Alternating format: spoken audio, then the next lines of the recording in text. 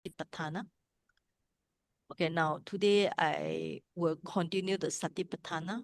Some of you have attained the previous week. Now we start with the Vedana.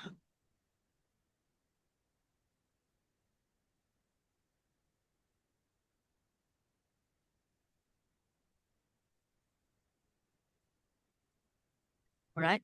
So next time, if you want to do the chanting, you can come at 7:30. I always with the Chinese group, I do some chanting. Right? Now here is we look at the English, right?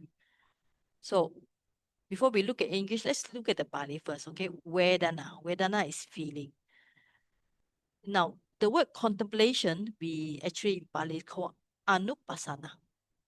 Literally in Pali, Pasana means like pasati, means seeing. So you seeing and anu, it have few meanings. One meaning is again, again, again. There's one meaning of anu means you see things again, again. It means contemplation. So another meaning of anu is follow.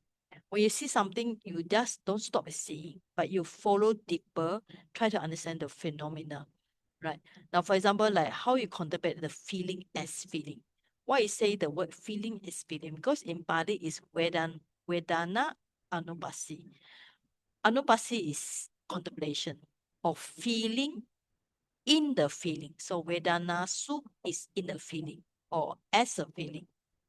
Now, when Buddha says something, when he repeats, it's not just fun. Buddha never say that because Buddha is very wise and he's very good in the linguistic. So means that when you contemplate the feeling, you don't mix up with the body. Because body is the kaya nupasana, is the first foundation. Now this second foundation means when you contemplate the feeling, you don't think it's the body. The body is body, feeling is feeling. And the feeling is not same with the consciousness. So feeling is a feeling. So make sure when you contemplate the feeling as feeling. Now here is three feeling. Here, when the bhikkhu experiencing a pleasant feeling, he understands I experience a pleasant feeling. When experiencing a painful feeling, he understands I experience a painful feeling. When experiencing a neither painful nor pleasant feeling, he understands I experience neither painful nor pleasant feeling. So, in fact, simply we are talking about feeling here. A Bali will be sukha, dukkha, adukkha, sukha. All right. So normal feeling, you can do it as a 3 type or 5 type. Now, the first feeling is pleasant feeling. So whenever you have pleasant feeling, you must contemplate it. This is unpleasant feeling. Sometimes we use the word painful feeling. And this is we call it the neutral feeling. Neutral feeling means you don't really feel much. Now, what is a pleasant feeling? For example, you have a like cool weather, okay, or anything that make your mind happy. Now, painful feeling will be something that make your mind feel unhappy. Will be normally like things like mosquito bite, okay, or it's a very hot weather and so on. And adukkha matukkha neutral feeling. What is neutral feeling? Neutral feeling normally is the feeling that you don't really categorize as good and bad. It's just neutral. What kind of neutral? For example, like you sit here, you maybe you sit on the chair, you don't really feel the chair even though you are sitting on the chair. Why? Because it's a neutral feeling. Unless you sit for a long time, then it's become hot or become painful, then the neutral feeling will change to painful feeling. Okay, so or when you're breathing in breathing out, you don't really have good or bad feeling, so it's a neutral feeling. So now after that, this Vedana, it will explain about so the first is about 3 types of feeling. Now, this sutta he experienced it even more. Samisa and Niramisa. Okay. Now, Samisa is translated as a pleasant sensual feeling. And Niramisa is translated as a non-sensual pleasant feeling. So this means that even a pleasant feeling, a sukha feeling, you can you can divide it into here, samisa on. So for the sukha feeling, according to this sutta, is a samisa niramisa. Now, samisa we translate as a pleasant sensual feeling. And niramisa translate as unpleasant sensual feeling. Now, sensual feeling means is to do our six sense base. Six sense base means uh the feeling connected with the body, with the eye, ear, nose, tongue, body. All right. So is anything that coming from your sixth sense though. So for example, your eye see a flower, then you will have pleasant feeling. Or you have hear some good music, so you have pleasant feeling. Or you smell some fragrant, so you have pleasant feeling, and then you have a good taste, good food, so good feeling, and maybe soft, so bad. So all this will make you have a pleasant feeling. So this is we call essential feeling because it to do with the body sense.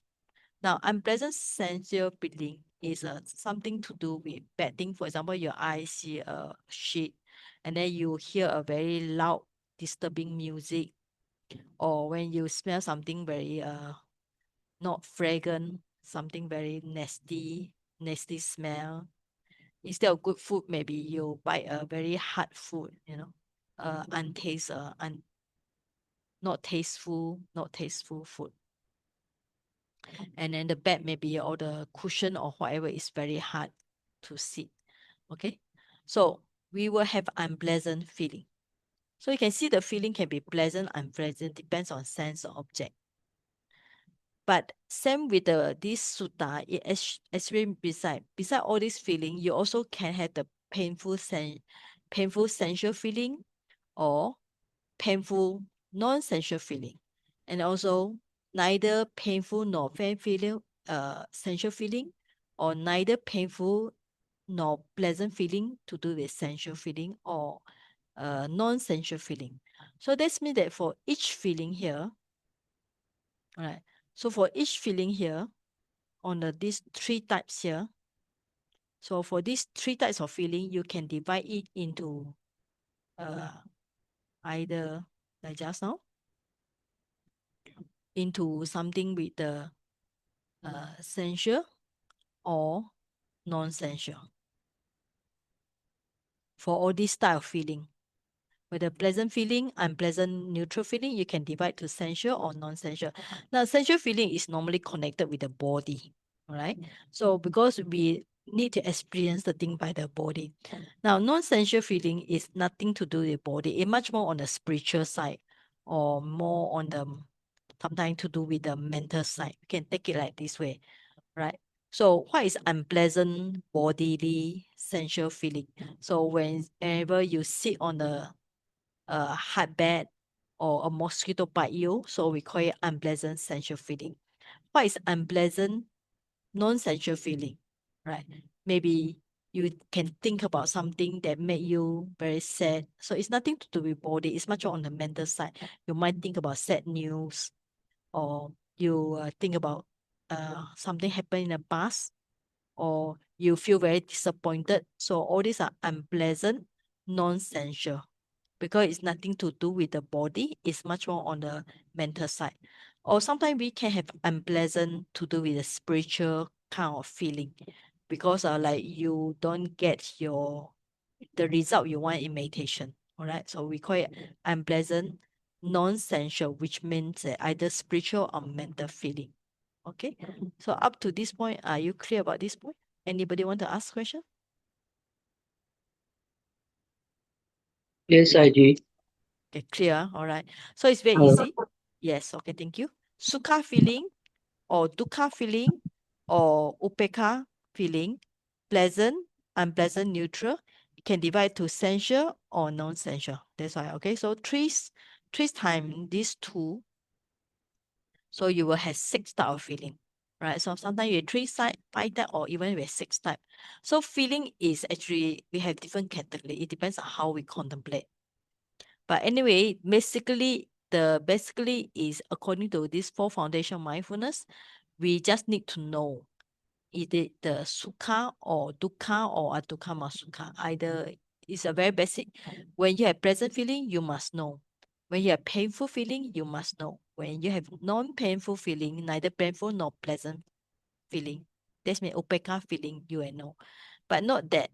You need to know the feeling in terms of then he abides contemplating feelings as feeling internally. That means that you need to know the feeling happen in yourself or feeling as feeling externally. When the feeling happen to other people, you need to know.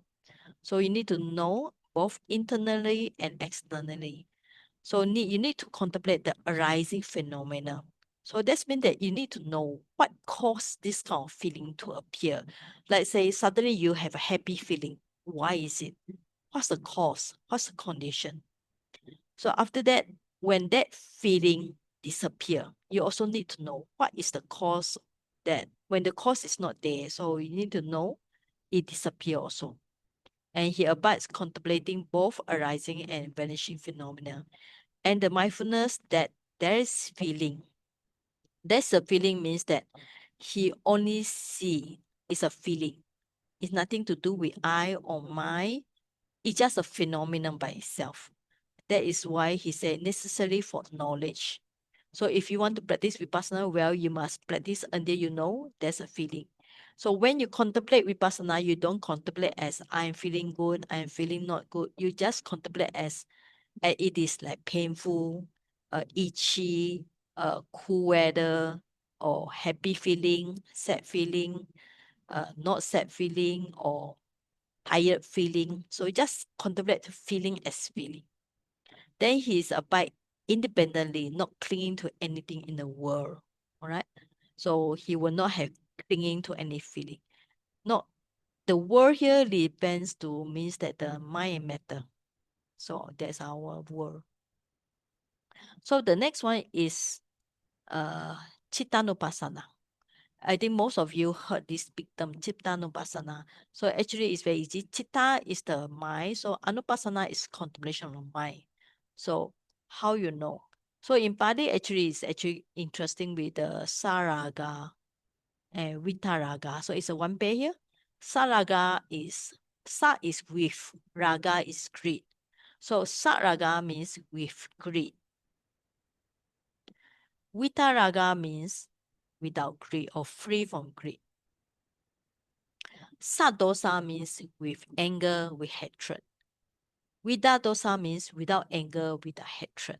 So this means that when your mind with greed, you need to know. When your mind with hatred, pajanati, you need to know. Then samoha, when your mind with delusion, you need to know. When your mind without delusion, without moha, you also need to know. Sakita. Sakita means when the mind is, uh, here it translates as the contracted mind. So what is contracted mind? Sakitam. Contracted mind means that the mind is slow and torpor. So when your mind is in slow and torpor, it's like immovable. It's like very narrow. So that's the meaning. Now, but opposite will be sakitam. So opposite will be wikitam. Wikitam means the mind is distracted. What is the distracted mind? Means wandering mind. So when you put the mind on a rising, falling, or breathing, the mind is not steady, but it's scattered everywhere. So it's scattered. So this wikitam. Next one is Mahagata and Mahagata is one pair here. So Mahagata means exalted mind. Mahagata means unexalted mind. So Mahagata refer to those mind with the jhana. And Amahagata is the mind without the jhana. Okay, now next one will be another pair. Sa Uttara is one pair here. Anuttara. Sa Uttara means surpassable mind. Surpassable mind means this mind has other mind above it. Unsurpassable mind, Sauttara, this Anuttara refer to the should be the enlightenment because enlightenment nobody can surpass it. It's the highest type of mind. Okay, so unsurpassable mind.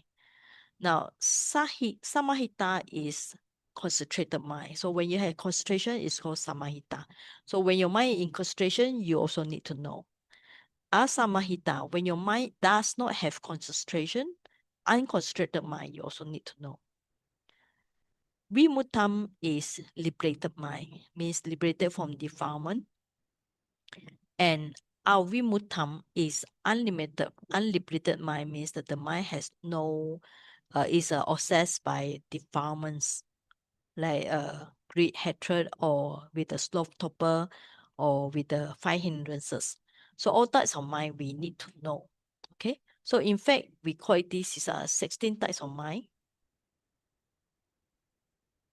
So I put here already. So 16 types of mind, yeah.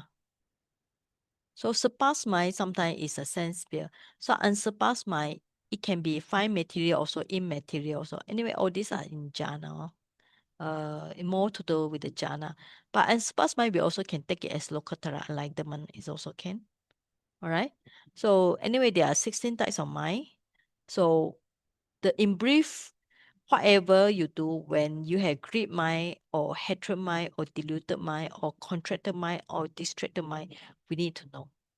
So Chittanupassana is actually very easy to meditate because you don't need to sit down.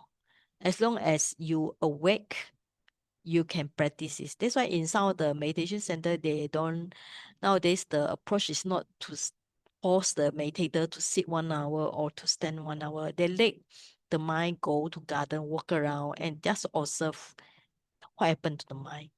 Okay, because we can practice this, and some of the place like Shumin Center is actually encourage people don't just walk too slow or make your mind so rigid with all the methods of how to walk or how to that. Just go to the mind level. All right, so we can open for discussion here. Anybody want to ask something about meditation? So I will stop recording here.